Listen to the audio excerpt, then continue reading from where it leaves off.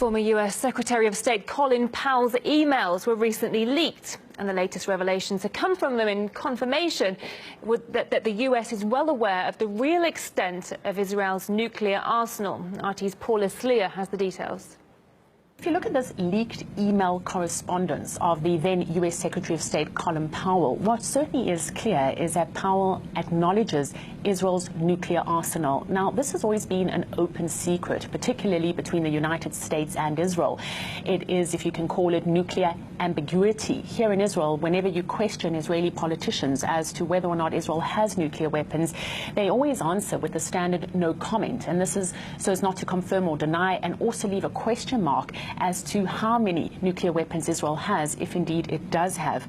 But what we see in this email correspondence also is Powell rejecting at that time assessments that Iran was a year away from building a nuclear bomb. Powell also goes on to say that Iran's nuclear arsenal and rational self-interest meant that the construction and the testing of any kind of Iranian nuclear weapons would be a harshly unlikely policy decision by the Iranian leadership.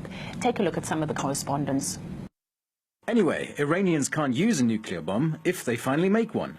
The boys in Tehran know Israel has 200, all targeted on Tehran. As Ahmadinejad said, what would we do with one? Polish it?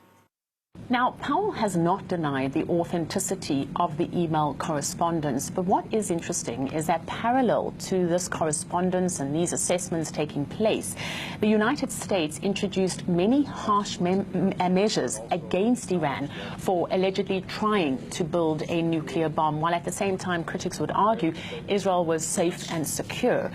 There were also questions being asked as to whether or not the United States is knowingly violating its own laws.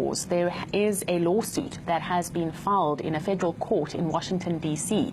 And according to this lawsuit, the United States' aid to Israel is illegal because under another law, any kind of American aid that is given to a country, a nuclear power that has not signed the Non-Proliferation Treaty, is illegal. And Israel, of course, as you know, is not a party to the Non-Proliferation Treaty. As of yet, there hasn't been any comment here in Israel. We've been trying to reach any kind of politicians, but of course it is the Sabbath, and at the same time it's highly unlikely that their standard response will again be no comment.